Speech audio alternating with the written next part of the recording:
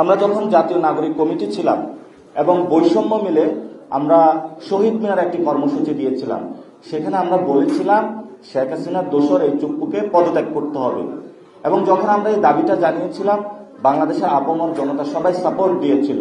কিন্তু সেই সময় একটি বিষয় আমরা দেখেছিলাম, প্রত্যেকটা রাজনৈতিক দলের অফিসে আমরা নক করেছিলাম এবং তাদেরকে আমরা বলেছিলাম এই শাহাবুদ্দিন চুপ্পু যদি থাকে এটা ভবিষ্যতে হলে সমস্যা সৃষ্টি করবে। এই যে দেখেন এখন সমস্যা সৃষ্টি করার একটি পায়তারা চালাচ্ছে। ওই সময় যে রাজনৈতিক দলগুলো ছিল তারা সেই সময় যদি ঐক্যমত একটা জায়গায় পৌঁছত, আজকে শাহাবুদ্দিন চুপ্পুর যে সাইন হবে সেই বিষয়টা প্রশ্ন আসতো না। খালেদা জিয়াও তখন তো রাষ্ট্রপতি হতে পারত, আমাদের তো কোনো সমস্যা ছিল না। কিন্তু বিএনপি এই জায়গাটা বেঁকে বসে এবং অন্যান্য যে দলগুলো রয়েছে যাদের কাছে তারা প্রতীক বিক্রি করবে বলে ওই দলগুলোকে পকেটস্থ করেছিল, তারাও বিএনপির সাথে সুর মিলিয়ে ওই সময় শাহাবুদ্দিন চুপ্পুকে ক্ষমতায় রাখার একটি প্রচেষ্টা চালিয়েছে এবং তারা রাখতে সক্ষম হয়েছিল।